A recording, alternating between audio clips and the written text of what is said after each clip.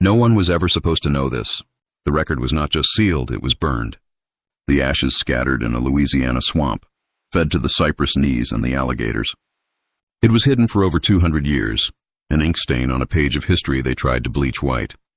Until now, a receipt dated April 11, 1851, surfaced not in an archive, but in the gut of a preserved crocodile shot by a wealthy hunter in 1922. Inside a sealed oilskin pouch, a single deed of sale. A woman, described only as Hetty, age 19. Sold for 15 copper cents, the price of a single nail. It was a message in a bottle from a dead time, a truth that refused to be digested by the beast of history. But the price wasn't the secret.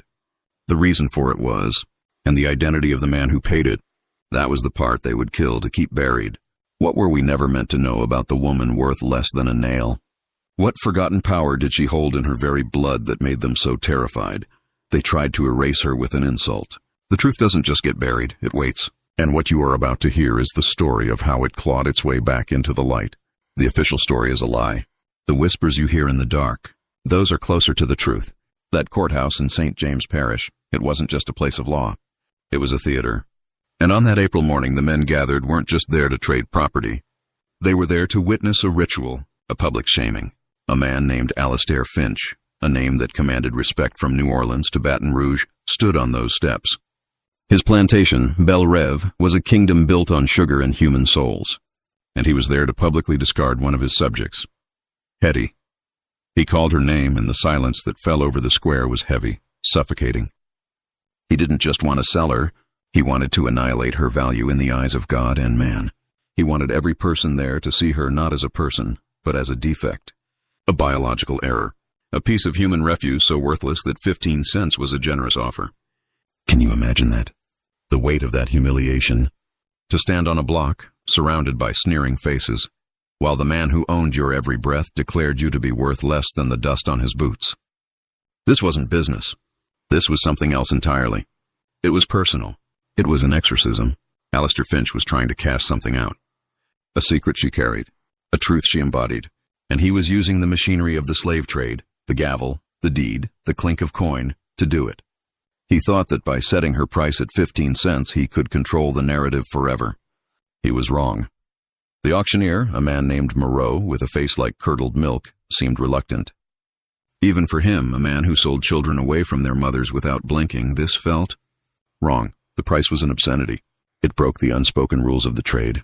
In the brutal calculus of slavery, a young woman of 19, regardless of her health, was worth hundreds, if not thousands. To sell her for pennies was to invite questions. It was to signal that something was deeply amiss with the property. Was she diseased? Cursed? Insane? Alastair Finch wanted them to think all of those things. He stood beside Moreau, his posture rigid, his eyes fixed on Hetty with an unnerving intensity. He had dressed her for the occasion, not in the usual rough-spun sackcloth of a field hand, but in a tattered, once-fine silk dress that strained at the seams, a cruel mockery of her size. He wanted them to see her as a grotesque parody of a woman.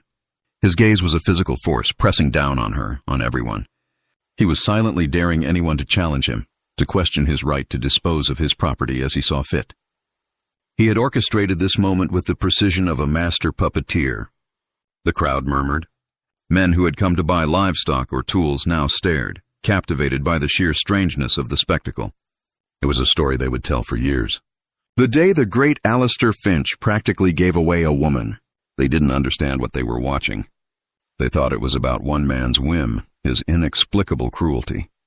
They couldn't see the hidden gears turning beneath the surface, the ancient feud, the battle over bloodlines and inheritance that had reached its bloody climax on these courthouse steps. They were merely the audience for the final act of a play they didn't know they were in. And Hetty stood at the center of it all, silent. Her expression was unreadable. Not fear, not despair, something else. A stillness that was more unsettling than any scream. It was as if she knew this was not an ending, but a transformation. The end of one life, and the beginning of something far more dangerous. Moreau cleared his throat, his voice cracking as he announced the price. 15 cents. Do I have a bid for 15 cents for the girl, Hetty? The silence that followed was absolute. A full minute passed. The air grew thick with unspoken judgment. No one moved. To bid on this woman was to align yourself with Finch's bizarre act of public theater. It was to take on a problem, a human being so flawed that her own master was willing to pay someone, in essence, to take her away. The price was so low it acted as a deterrent, a warning sign flashing in the harsh Louisiana sun. Finch's plan was working. He didn't expect a real sale. He expected her to stand there unsold for an hour, a monument to her own worthlessness. Then, he would gift her to the parish, to be used for the most degrading labor imaginable, her fate a cautionary tale whispered in the slave quarters of Belle Reve. It was a masterpiece of psychological warfare. He was destroying not just her body, but her very concept of self. He was branding her as a contagion. But then a voice cut through the stillness. 15 cents. It came from the back of the crowd. Every head turned. A man stepped forward, parting the sea of onlookers. He was a stranger. Tall, dressed in dark, well-made traveler's clothes that were out of place in the humid parish square. His face was sharp, intelligent, and shadowed by the brim of his hat. He moved with a purpose that silenced the whispers around him. He walked directly to the auctioneer's podium, his eyes never leaving Hetty. There was a flicker of something in his gaze. Not pity, not lust. Recognition, as if he had been looking for her specifically.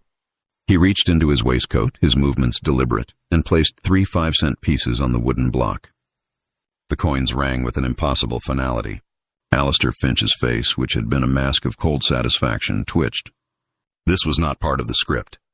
This was an intruder, an unknown variable who threatened to derail his carefully staged ritual.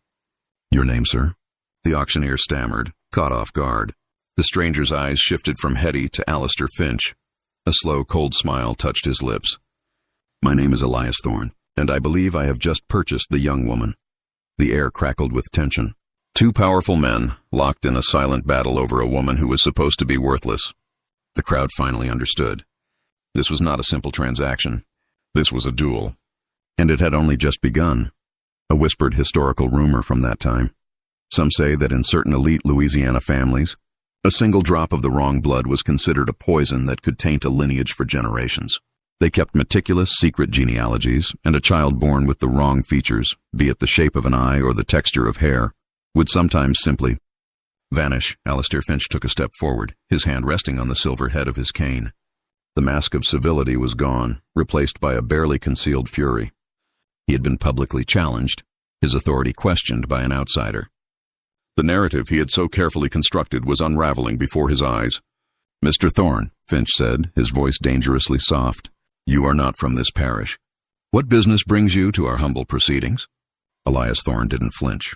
He inclined his head slightly, a gesture that was more mockery than respect. "I am in the business of acquiring rare and valuable things, Mr. Finch, and it seems to me you were about to discard something of immense value for the price of scrap metal. I consider it a bargain." The insult was plain, hanging in the air between them. Finch was being accused of not knowing the value of his own property, the most profound failure for a man of his station. The crowd leaned in, sensing blood in the water. This was better than any cockfight. This was a clash of titans. Finch's knuckles were white on his cane. He had two choices: let the sale stand and lose face, or challenge it and reveal that he had a deeper, more personal stake in Hetty's fate than he wanted anyone to know. He was trapped. "The woman is defective," Finch finally spat, the word dripping with venom. "Her size is a sign of a glandular malady. She is prone to fits and idleness. She is worth precisely what I asked for her, and not a penny more. I am warning you, sir. You are purchasing a burden." Elias Thorne's gaze drifted back to Hetty, who had remained preternaturally calm throughout the exchange. He seemed to be looking for something, studying her features, the structure of her bones, the color of her eyes.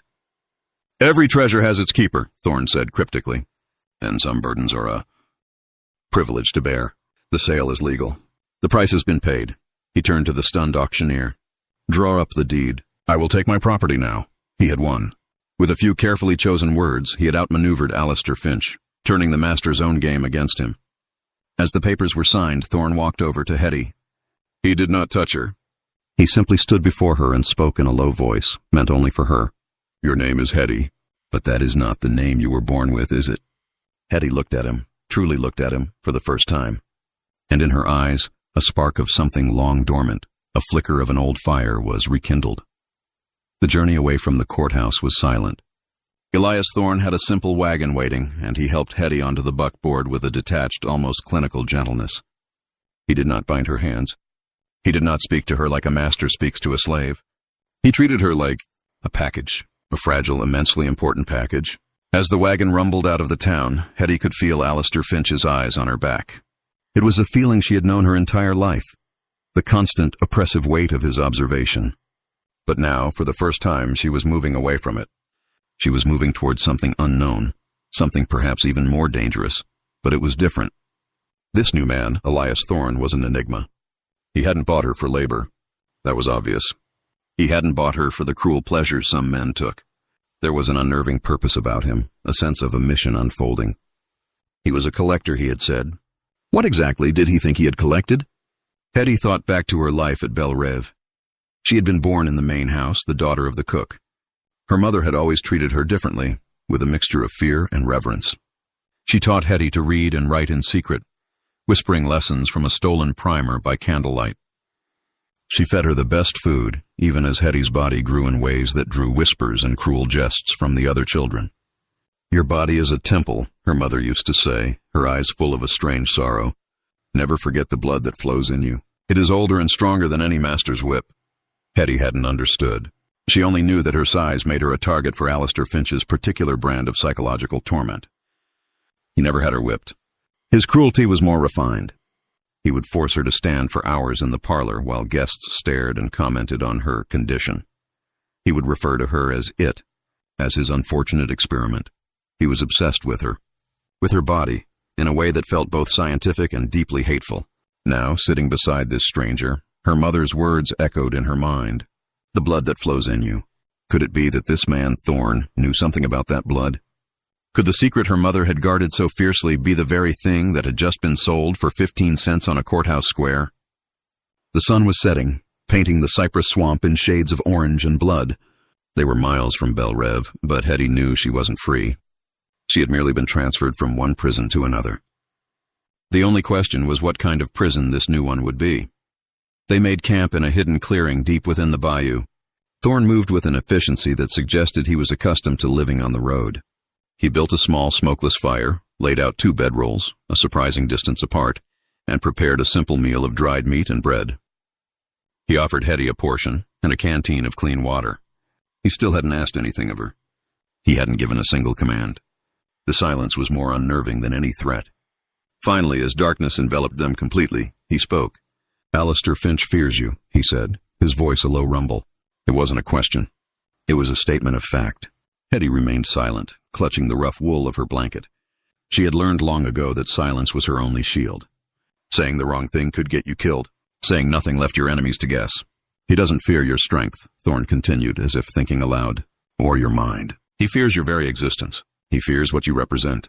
He tried to turn you into a monster in the eyes of the world, because he knew that if anyone ever saw you as you truly are, his entire world would crumble. He poked the fire with a stick, sending a shower of embers into the night. Tell me about your mother, Hetty. Her name was Celeste.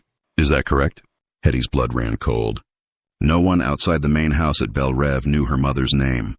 Slaves were listed in ledgers by first names only, often changed on a whim. To know her mother's name was to have access to hidden knowledge.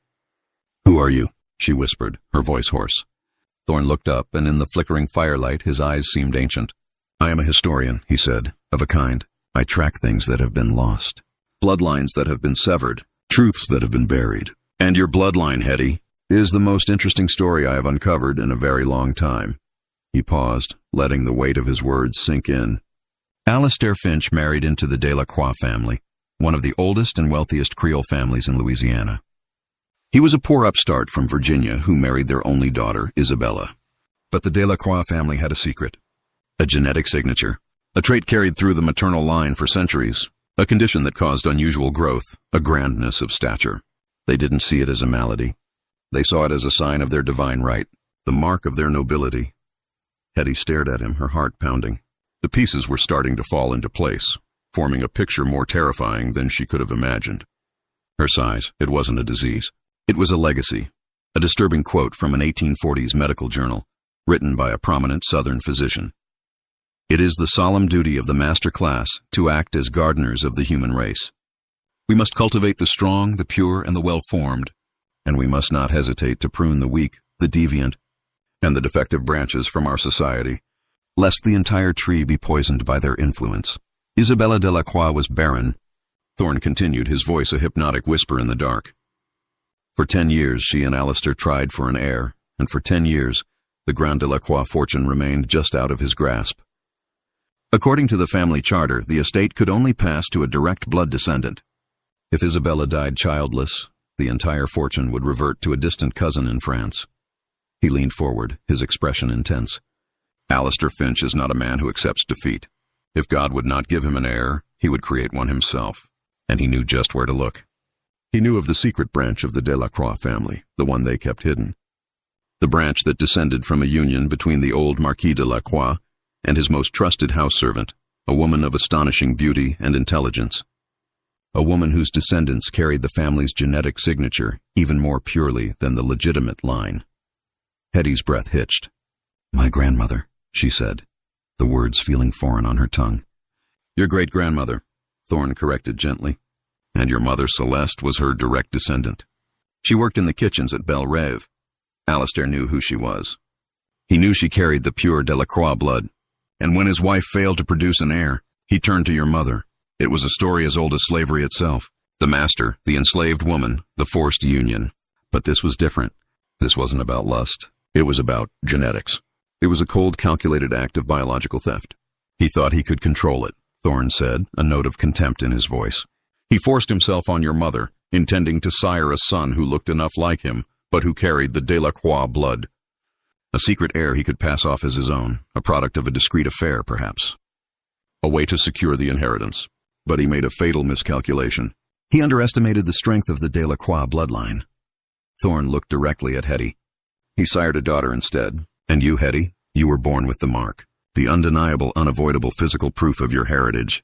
Your size, your stature. You are more a Delacroix than his own wife ever was. You are the living embodiment of the family's true lineage. And Alistair Finch, the master gardener, had created the very thing he sought to destroy. Hetty felt a wave of nausea. Her entire life, her body, which she had been taught to hate, to see as a source of shame and freakishness, was not a curse. It was a claim. It was a living, breathing title deed to the very fortune Alistair Finch had built his life around. He hadn't been tormenting her out of simple cruelty. He had been trying to break her, to make her so synonymous with worthlessness that no one would ever believe the truth, even if she found a way to speak it. The sale, the 15 cents, it was his final, desperate attempt to brand her as genetically bankrupt, to create a public record of her defectiveness, a legal document that would declare her and her bloodline as valueless. When his wife, Isabella, finally died of a fever 2 years ago, Thorne continued, Alistair was free. He thought the secret was safe. Your mother had died in childbirth. You were his slave, his property. Who would ever listen to you? But he was haunted by you. Every day, watching you grow, he saw the living proof of his fraud. He saw the rightful heir to the Delacroix fortune serving food in his dining room. He couldn't kill you. That would raise too many questions. So he decided to erase you, to sell you for a price that would make you a laughingstock, ensuring you would die in obscurity and misery. Thorne paused, letting her absorb the sheer scale of the deception. But he never imagined someone like me would be watching. Someone who knew the Delacroix family history. Someone who had been searching for the lost branch of the family for a very long time. Why? Hetty asked, her voice trembling. Why were you searching for me? Elias Thorne's face hardened. The detached historian vanished, replaced by someone with a fire in his eyes.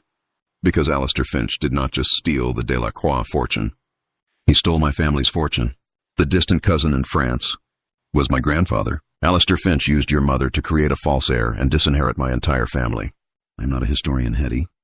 I am a predator, and I have been hunting Alistair Finch for 10 years. He took my legacy, and you are the weapon I am going to use to take it back. The campfire crackled, the only sound in the suffocating darkness. Hetty was no longer a slave. She was no longer a woman. She was a weapon. And she had just been purchased by a man who was every bit as ruthless and calculating as the one she had just escaped. If you've come this far, you're no longer just a spectator. You're a witness. Comment "The truth has a price" below, and let the world know you're listening. You're not just watching this story. You're becoming part of the truth that was meant to be forgotten. Hetty looked at the man across the fire, and for the first time she saw him clearly. Elias Thorne was not her savior.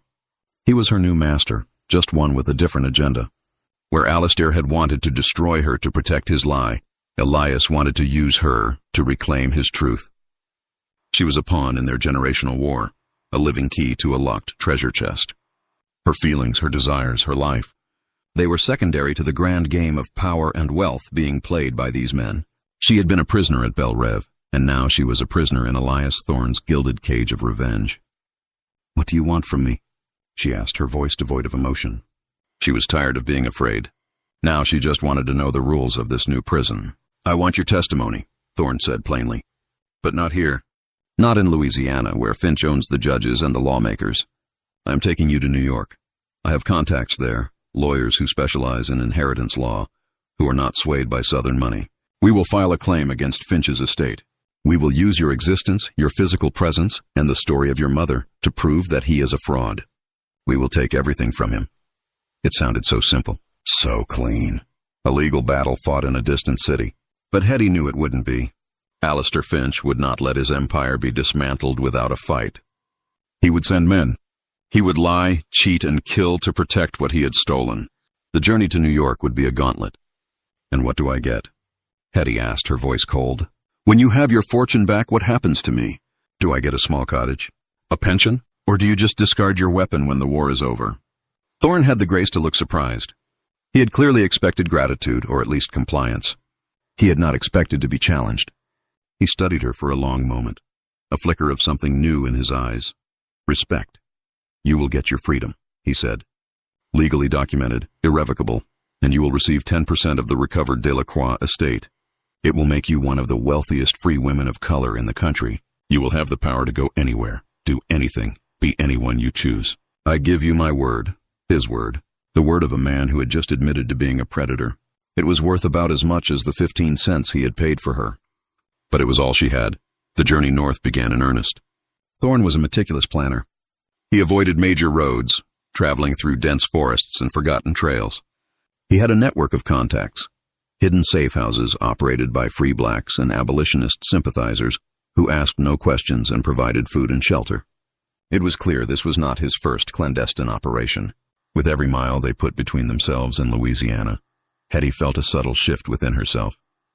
The oppressive weight of Alistair Finch's world was lifting, replaced by a terrifying, exhilarating sense of the unknown. Thorne began to teach her. During the long nights, he would talk about the world beyond the sugarcane fields.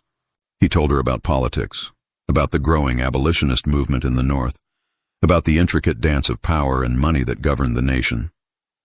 He was shaping her, honing her. He wasn't just transporting a key. He was teaching the key how to speak, how to present itself, how to articulate its own claim. He made her recite the Delacroix family history until she knew it better than he did. He taught her etiquette, how to sit, how to speak, how to carry herself like the heiress she was.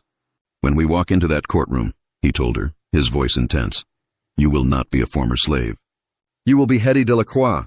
You will radiate a confidence that will make it impossible for them to doubt you. Your very presence will be the most powerful evidence we have." But as he trained her, he also watched her. He continued his clinical observation, noting the subtle details of her appearance. One evening, as she was brushing her hair by the fire, he stopped her. "Wait," he said, stepping closer. He gently took a strand of her hair, holding it up to the light. Just as the family records described, in the right light, a single streak of deep auburn, the Marquise's hair. He then asked to see her hand, turning it over to examine the palm.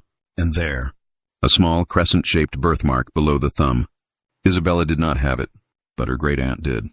"It is all here. The proof is written into your very skin." Hetty pulled her hand away, a shiver running down her spine. He wasn't just seeing her as a weapon anymore. He was seeing her as a text, a living document, and his obsession with reading her was beginning to feel just as suffocating as Alistair's hatred. A surreal visual. Imagine an old leather-bound ledger from a plantation. In it, lists of names next to prices. But one entry is different. A woman's name, and next to it not a price, but a strange hand-drawn symbol, a serpent eating its own tail.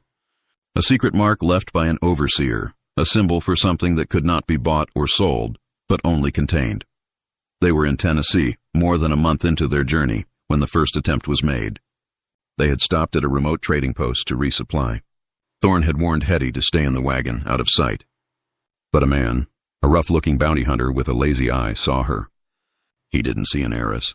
He saw a runaway slave, a big one, worth a handsome reward. He and 2 of his companions followed them out of the settlement, cornering their wagon on a narrow path as dusk fell. "That's a mighty fine piece of property you got there, friend," the man with the lazy eye said, his hand on his pistol. "Looks a lot like a runaway from Louisiana. There's a new poster out, $2,000 for her return." Elias Thorne didn't even look surprised. He simply sighed, as if their arrival were a tedious inconvenience. "Gentlemen," he said, his voice calm, "you have made a grave mistake. This woman is not who you think she is, and I am not the man you want to trifle with." The bounty hunter laughed. "Is that so?" He drew his pistol. "All I see is $2,000 sitting on that wagon." Before he could finish the sentence, Thorne moved. He was impossibly fast. A blur of black cloth and glinting steel. A throwing knife appeared in his hand as if from nowhere and embedded itself in the bounty hunter's wrist. The man screamed, dropping his pistol. Before the other 2 could react, Thorne had drawn his own revolver and fired 2 shots. The sound echoed through the trees. It was over in less than 5 seconds. 3 men lying dead or dying on the forest floor. Elias Thorne stood over them, his expression cold and unreadable. He calmly retrieved his knife, wiped it clean on the dead man's shirt, and turned back to Hetty. "Alistair has a long reach," he said, his voice as steady as if he were commenting on the weather. "We will have to be more careful."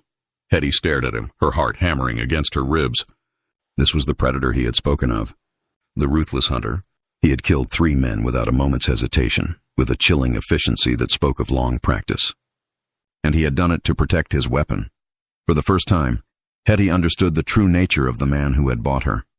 He wasn't just a schemer. He was a killer, and she was utterly at his mercy. The incident with the bounty hunters changed everything. The illusion of a civilized legal battle was shattered, replaced by the brutal reality of their situation. This was not a journey to a courtroom. It was a flight for their lives. Alistair Finch would not wait for a summons. He would use his vast network of agents, bounty hunters, corrupt lawmen, hired assassins, to stop them before they ever reached New York.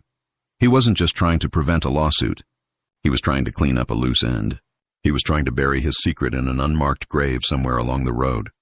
Thorne became even more cautious, his paranoia a tangible thing. They traveled only at night, sleeping during the day in hidden caves or deep thickets. He taught Hetty how to use a small pistol, how to load it, how to aim, how to shoot to kill. "I can't protect you every second," he said, his eyes hard. "If the time comes, you cannot hesitate. They will show you no mercy, and you must show them none in return." Hetty learned. The feel of the cold metal in her hand became familiar. The recoil against her shoulder, the smell of gunpowder, they became part of her new reality. The soft, sheltered house slave from Bel Rev was dying, and someone harder, someone more dangerous, was being born in her place. The transformation was not just external. It was happening inside her. The years of suppressed rage, the quiet dignity that had been her only defense. It was all hardening into something new. A resolve.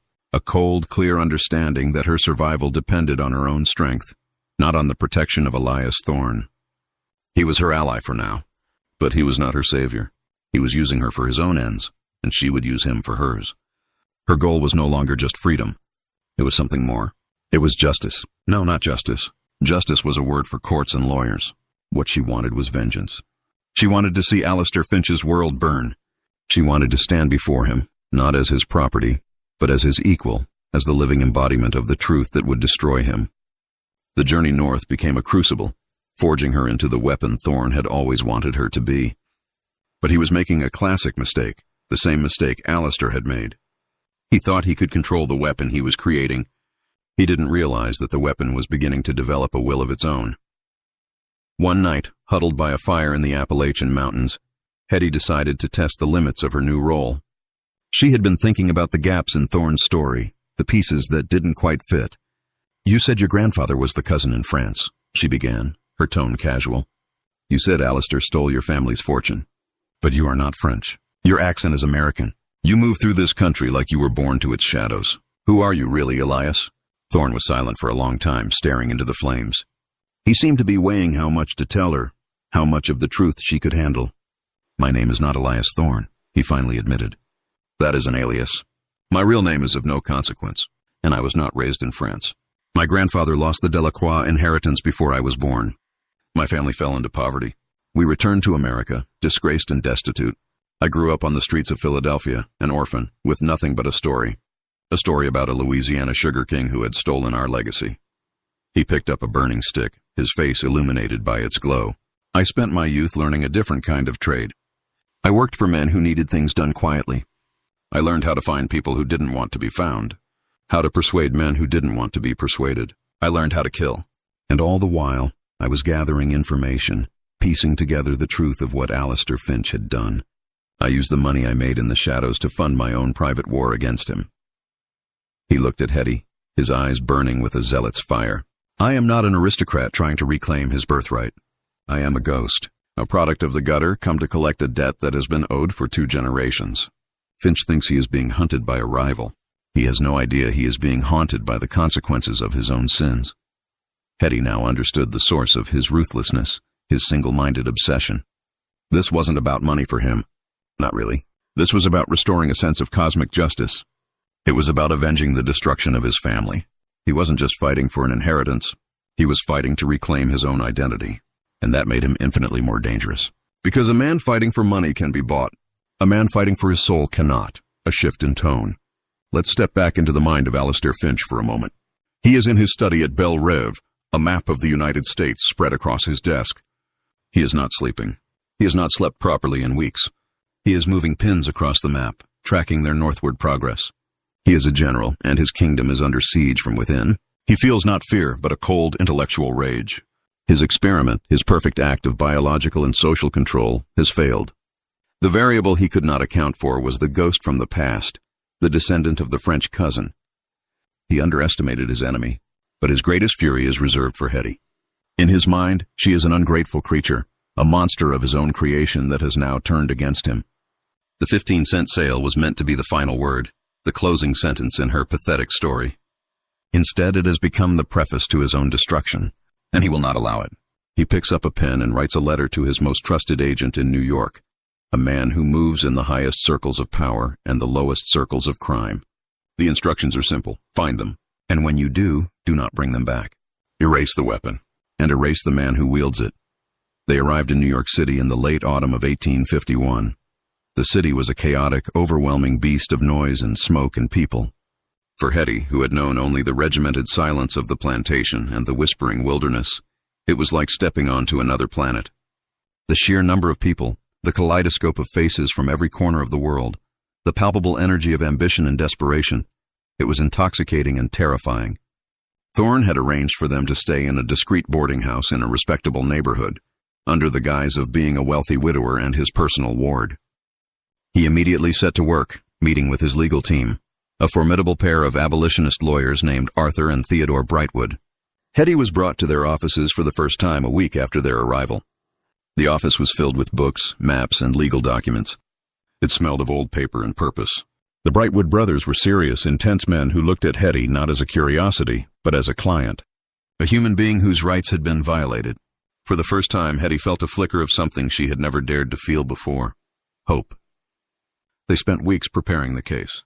Hetty told her story over and over again.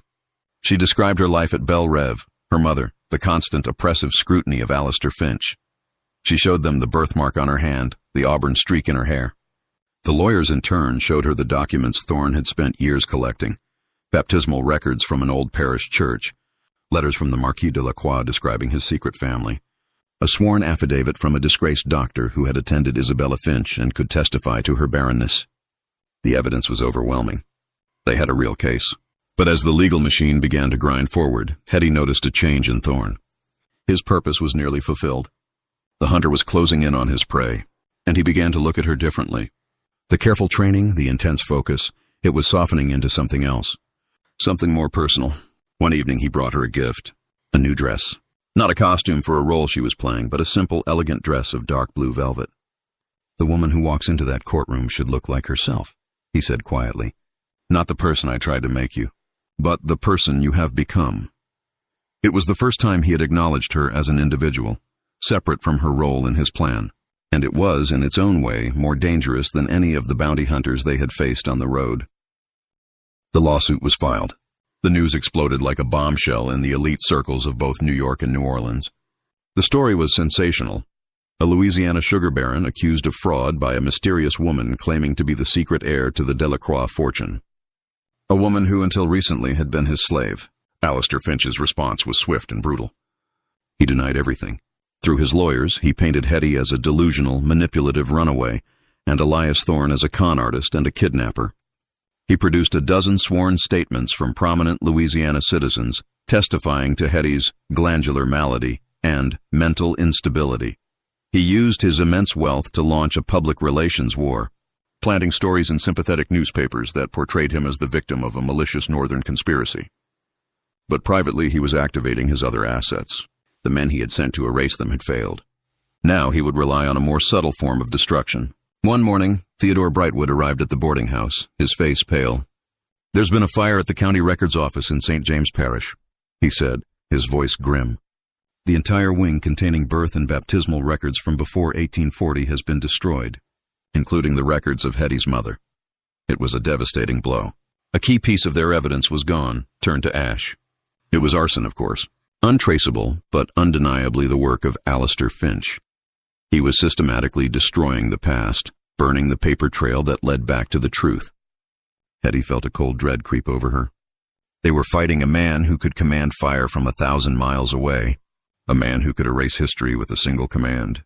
Thorne, however, seemed almost energized by the setback. "He's desperate," he said, a grim smile on his face. "He wouldn't have done this if he wasn't afraid. He's showing his hand. This is a good thing." Hetty looked at him, at the dangerous glint in his eyes. He was enjoying this. The hunt, the danger, the high stakes, this was his natural element. He was a creature of the shadows, and Alistair Finch had just invited him to a war fought in the dark. Hetty realized then that she was trapped between two monsters, one who wanted to erase her, and one who was willing to risk her life to win his war, and the line between them was growing thinner every day. The trial date was set. The legal maneuvering intensified. Finch's lawyers filed motion after motion to have the case dismissed, but the Brightwood brothers were masters of the craft, parrying every thrust. The case was becoming a cause célèbre in New York, a symbol of the moral corruption of the Southern slave system.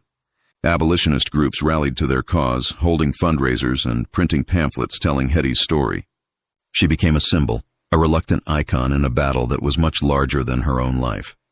She was forced to attend society gatherings, to be put on display for wealthy northern patrons who looked at her with a mixture of pity and fascination. They saw her as an object, a victim to be saved. They didn't see the woman who knew how to handle a pistol, the woman who had watched men die on a forest floor. They didn't see the cold rage that was now the core of her being. She played the part they wanted her to play, speaking softly, her eyes downcast. But inside she was watching, learning. She was studying the way these powerful people moved, the way they used language as both a weapon and a shield. She was learning the rules of their world, the world she intended to conquer. Thorne was her constant companion, her guide and protector in this strange new landscape. Their relationship had become a complex web of dependency and suspicion. There were moments of genuine connection, of shared vulnerability in the face of a common enemy. And there were moments when she would catch him looking at her with that old, calculating expression, and she would be reminded that she was still, in his eyes, an investment. One night, he found her staring out the window of their parlor, looking down at the gaslit street. "What are you thinking about?" he asked quietly. "I'm thinking about your 10%, she said, not turning around. "And I'm thinking it's not enough." He was silent. "What do you want, Hetty?" he finally asked. "I want Belle Reve," she said, her voice as cold and clear as ice. "When this is over, I don't want money. I want the land. I want the house. I want to stand in Alistair Finch's study as the mistress of that plantation. I want to hold the deed to the place where my mother was a slave. I want him to know that his kingdom now belongs to the defect he sold for 15 cents. Thorne was stunned into silence. He had created a weapon, and now that weapon was naming its own price. And it was a price he had never anticipated, a whispered historical rumor. They say that just before the Civil War there was a secret market for information among the elite. Not just financial or political information, but personal secrets. Slavers would pay exorbitant sums for the genealogical vulnerabilities of their rivals. A hidden black ancestor, a bastard child, a genetic illness. These secrets were weapons, traded in back rooms, capable of destroying fortunes and dynasties with a single, well-timed whisper. The trial began on a cold morning in January 1852. The The courtroom was packed. Journalists from as far away as London were there to witness the spectacle. Alistair Finch was there, sitting beside his team of high-priced lawyers. He looked older, diminished by the northern cold and the stress of the trial. When he saw Hetty walk in, his face became a mask of pure hatred. Hetty, dressed in the simple blue velvet dress, walked to the witness stand with a confidence that silenced the room. She was not the cowed, broken creature Finch had tried to create. She was Hetty Delacroix, and she had come to claim what was hers. Arthur Brightwood led her through her testimony. She spoke clearly and calmly, her voice never wavering. She told the story of her life, of her mother, of Finch's cruelty and obsession. She did not cry. She did not plead for sympathy. She simply stated the facts, her dignity a palpable force in the room. Then came the cross-examination. Finch's lead counsel, a famously brutal lawyer named Caleb Blackwood, approached the stand. His strategy was simple: to tear Hetty apart, to paint her as a liar, a fantasist, and an ungrateful wretch. "Miss Hetty," he began, his voice dripping with condescension, "you claim to be the descendant of a noble French family, yet you were born a slave. How do you reconcile these two identities?" "I do not need to reconcile them," Hetty replied, her voice steady. "They are both true. One is the fact of my blood. The other is the fact of the law that enslaved me." "The law was wrong," the courtroom murmured. Blackwood was taken aback by her directness. He pressed on, questioning every detail of her story, trying to catch her in a contradiction. He brought up her size, referring to medical texts about glandular disorders and hereditary madness. "Isn't it true, Miss Hetty, that you have suffered from delusions? That you concocted this fantastic story to escape your life of servitude?" Hetty looked directly at the jury. "The only fantastic story in this room is that a man can own another human being. The only delusion is that a person's worth is determined by the color of their skin or the circumstances of their birth. I know who I am. The question is, does Mr. Finch?" It was a masterful performance. She was turning every attack back on her accusers, exposing the moral bankruptcy of their entire worldview. Elias Thorne watched from the gallery, a look of profound astonishment on his face. He had intended to wield her as a weapon. He had never imagined she would be able to wield herself with such devastating precision. The turning point in the trial came from an unexpected source. Thorne's investigators had been working tirelessly, digging into every aspect of Alistair Finch's life. And they had found something: a woman. An old Creole midwife named Adelaide, living in a charity hospital in New Orleans, dying of consumption. She had been the personal midwife to Isabella Delacroix. The Brightwood brothers had taken a sworn deposition from her just days before she died. Theodore Brightwood read the deposition aloud in the courtroom, his voice ringing with authority. Adelaide's testimony was damning. She described in vivid detail Isabella's numerous miscarriages. She described the desperate, often bizarre medical treatments Alistair had forced upon his wife. And then she described the night Hetty was born. "Monsieur Finch came to me," Adelaide's statement read. "He told me Celeste, the cook's girl, was giving birth. He made me attend to her. It was a secret. He said if I ever spoke of it, he would see my family sold down the river. The child was born strong and healthy. A girl. I saw the mark on her hand, the Delacroix crescent. I had seen it on the old Marquis himself. Finch took the child and warned me to forget what I had seen. He paid me in gold and told me to leave the parish that very night." Alistair Finch sat frozen at the defense table, his face the color of ash. It was the truth, spoken from beyond the grave. A voice from the past rising up to condemn him. The final piece of evidence was Hetty herself. Arthur Brightwood asked her to stand before the jury. "Look at this woman," he said, his voice resonating with passion. "Look at her stature, her dignity. The defense would have you believe she is a genetic anomaly, a defective piece of property. I ask you to see the truth. You are looking at the living embodiment of the Delacroix legacy. Blood does not lie. The truth does not lie. And the truth is that Alistair Finch is a thief and a fraud, who built his empire on a foundation of stolen lives and stolen history." When he finished, the courtroom was silent for a full minute. And in that silence, everyone knew. The war was over. The verdict was a formality. The jury found in favor of Hetty, affirming her claim to the Delacroix lineage and, by extension, the entire estate. Alistair Finch was ruined. He was ordered to turn over all assets, including the Belle Reve plantation, to Hetty. He was a broken man. He walked out of the courtroom without looking at anyone. His empire crumbled to dust around him. That night, Thorne came to Hetty's room at the boarding house. The victory felt strangely hollow. The battle was won, but the cost had been immense. "You were magnificent," he said. his voice full of a raw emotion she had never heard from him before. "I knew you were the key. I just never realized how powerful you were." "I want you to draw up the papers," Hetty said, her back to him. "Transfer the deed to Belle Rev to my name, and then I want you to arrange for my legal manumission." "Of course," he said. "And the other 10% of the estate, as we agreed." "I don't want it," she said, turning to face him. "What?" He was genuinely shocked. "The money means nothing to me. It's your blood money, your payment for a life spent in the shadows. Keep it. It's all you have." He looked at her, and for the first time, she saw the orphan from Philadelphia, the lonely, driven man who had sacrificed everything for a ghost. "What will you do?" he asked, his voice barely a whisper. "I'm going back to Louisiana," she said. "I'm going back to Belle Rev, and I am going to burn the sugarcane fields to the ground. I am going to dismantle that house brick by brick, and I am going to build something new in its place, a school, a home for the children of the people Alistair Finch enslaved. I will use the Delacroix fortune to undo the evil that it was built on." It was a vision so audacious, so radical, that it left him speechless. He had planned a simple act of revenge. She was planning to remake the world. "Alistair won't let you," he warned. "He may be ruined, but he is not powerless. He will try to kill you." "I know," Hetty said. "That's why you're coming with me." He stared at her. "What are you offering me, Hetty?" "I am not offering you 10% of a fortune," she said, her voice softening for the first time. "I am offering you a purpose beyond vengeance. I am offering you a war that is worth fighting. Help me build this new world.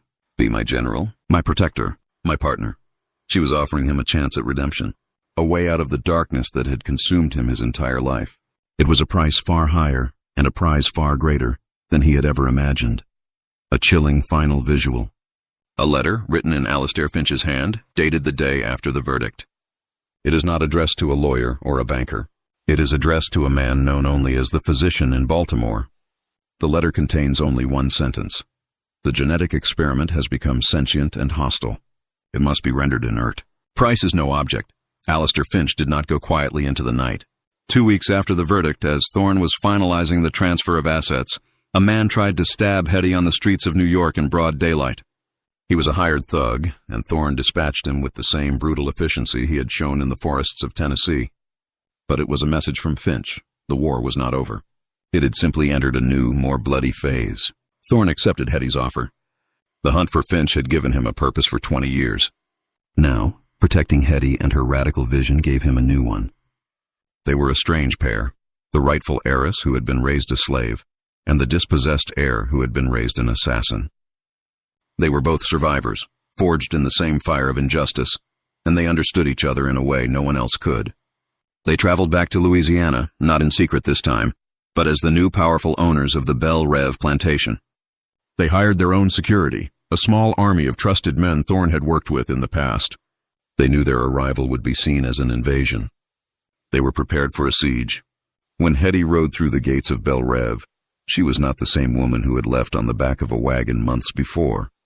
She was the mistress of the estate. The enslaved people who remained on the plantation stared in stunned silence. They were seeing the impossible happen.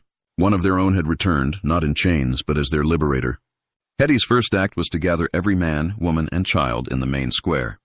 She stood on the steps of the grand house, the same steps where Alistair Finch had once displayed her for his guests' amusement.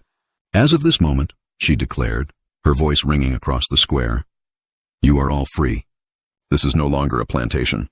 This is a community. You will be paid for your labor. Your children will be educated. This land, which was stolen and worked with your stolen labor, will now serve you." It was a revolution. A single woman, armed with a court order and a will of iron, was single-handedly dismantling the brutal machinery of the Old South. And Alistair Finch, watching from the shadows, was not about to let that happen. The first few months at Belle Rev were a tense, fragile peace. Hetty, with Thorne's help, began the slow, arduous process of transforming the plantation. They drew up labor contracts, established a school in one of the empty storehouses, and brought in teachers from the north. Hetty worked tirelessly, driven by a vision of what this place could become. She was not just freeing people. She was trying to heal a land that was sick with the poison of slavery. Thorne was her shadow, her enforcer. He managed the security, vetted the new employees, and dealt with the hostile local authorities who saw Hetty's experiment as a threat to their entire way of life. Night riders from neighboring plantations would sometimes circle the property, firing shots into the air, trying to intimidate them. But Thorne's men were always ready, and the attacks never escalated. It was a stalemate. But Hetty knew it couldn't last. Alistair Finch was still out there. He had vanished after the trial, his whereabouts unknown. But his presence was a constant, unspoken threat. He was a cancer that had been cut out, but the possibility of its return haunted every moment of progress.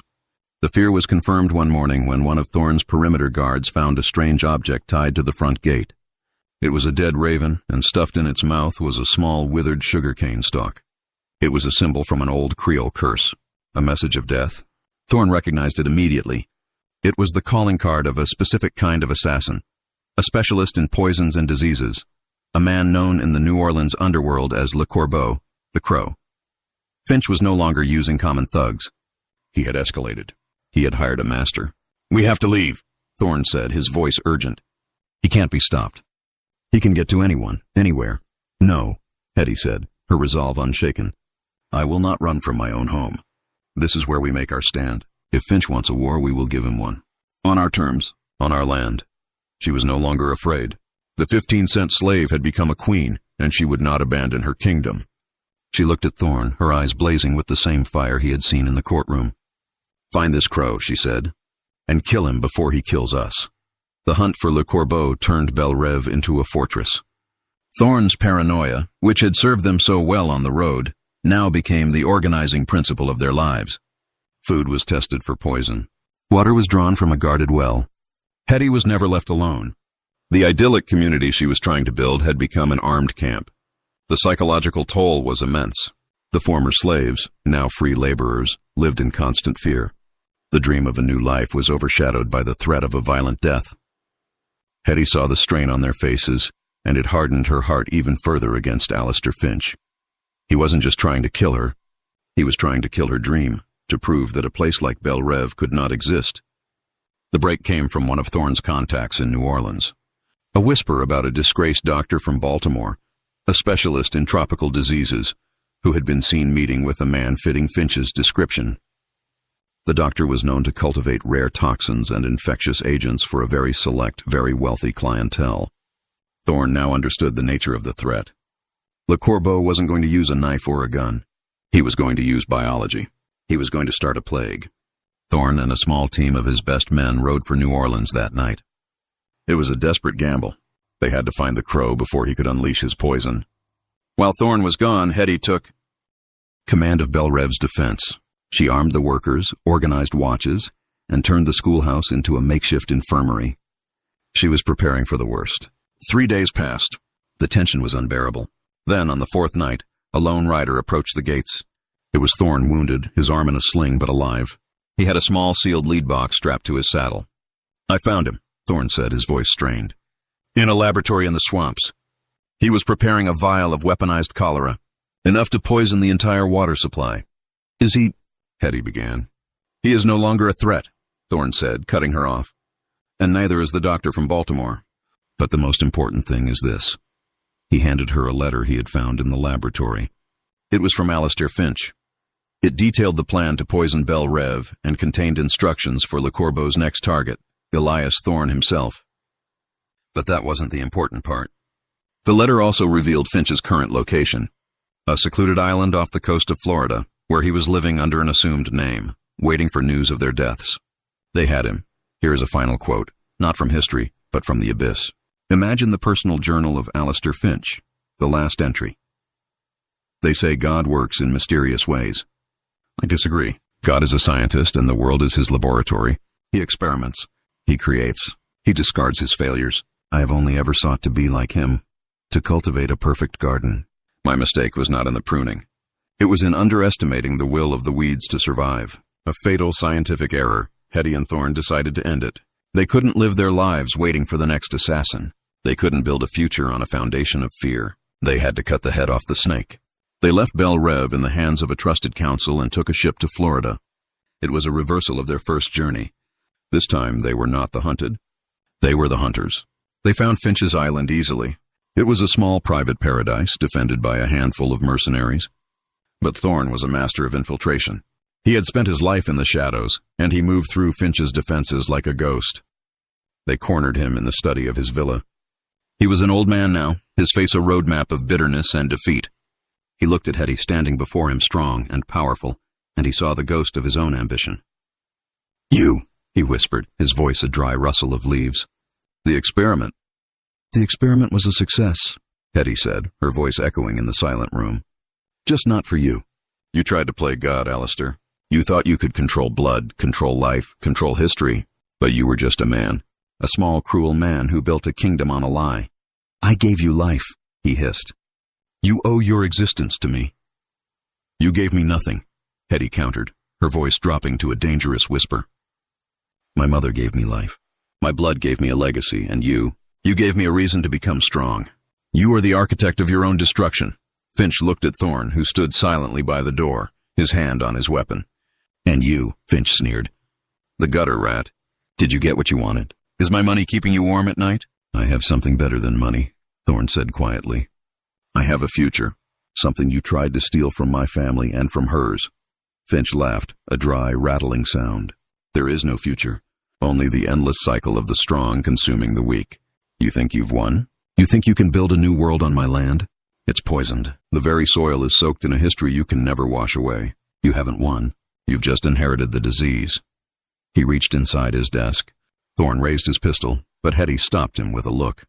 Finch didn't pull out a weapon. He pulled out a small vial of clear liquid. "The ultimate act of a scientist," Finch said, a strange, triumphant smile on his face. "To control the final variable." He drank the poison before they could stop him. He was dead in minutes. They returned to Bel Rev. The war was finally over. Alistair Finch was dead, his network of assassins dismantled, his shadow lifted from their lives forever. But his final words echoed in Hetty's mind. "You've just inherited the disease." Was he right? Could a place like Bel Rev ever truly be cleansed of its past? Could a new world be built on such poisoned ground? She stood on the veranda of the main house, looking out over the fields. The schoolhouse was full of children learning to read. The workers were being paid a fair wage. It was a place of hope, an impossible island of progress in a sea of injustice. But the ghosts were still there. The memory of the lash, the auction block, the casual cruelty of generations. It was in the soil, in the cypress trees, in the very air she breathed. Thorne came and stood beside her. He had found a home here, a purpose. The hunter had finally laid down his arms. "He was wrong," Thorne said, as if reading her thoughts.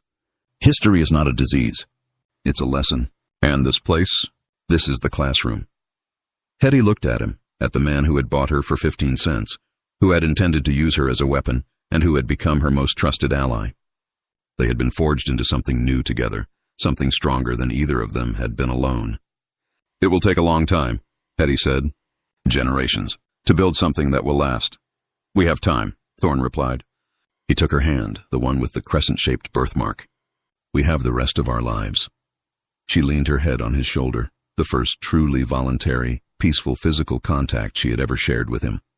She looked out at her kingdom, not a kingdom of sugar and slaves, but a kingdom of hope and hard-won freedom. It was a beginning, a fragile, beautiful, and defiant beginning. The story of the 15-cent slave was over. The story of Hetty Delacroix, the woman who remade the world, had just begun, and the whispers of her legend would prove far more powerful and far more enduring than any master's chain or any legal deed. It was a truth that had been bought for a pittance, and it ended up being priceless. The official records will never tell you this story. They will tell you that the Delacroix line died out. They will tell you that the Bel Rev plantation fell into ruin after the Civil War, its owner having died without a legitimate heir. History, after all, is a story told by the powerful, a carefully curated collection of convenient lies and strategic silences. But the truth is not always found in record books. Sometimes it's found in the gut of a crocodile. Sometimes it's written in the blood, passed down through generations. The school Hetty founded at Bel Rev operated for 12 years, educating hundreds of children before the chaos of Reconstruction and the rise of the Klan forced its closure. The community she built scattered, but they took with them the seeds of her vision. They took the radical idea that they were not defined by their past, but by the future they chose to build. Hetty's story became a myth, a piece of folklore whispered by grandmothers to their grandchildren in the deep Louisiana night. A story about a giant queen, born a slave, who faced down a monster and built a kingdom of freedom on his bones. They say her descendants still carry the mark, the crescent on their hand, a quiet reminder of the blood that does not lie. The world of Alistair Finch, with its cruel certainties and brutal hierarchies, is gone. It collapsed under the weight of its own evil. But the world of Elias Thorne, the world of shadows and secrets, that world is eternal. The powerful still scheme to protect their legacies. The truth is still a commodity to be bought and sold, and forgotten histories still wait in the dark for someone with the courage to drag them into the light. The 15-cent sale was meant to be an ending, a final humiliating punctuation mark on a life deemed worthless.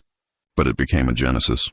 It set in motion a series of events that destroyed an empire, avenged a generational theft, and planted the seeds of a revolution. It proves that the true value of a human soul can never be set by an auctioneer. It proves that some truths, no matter how deep you bury them, will always find a way to the surface. It proves that sometimes the most powerful weapon in the world is a story that refuses to die. Now you know.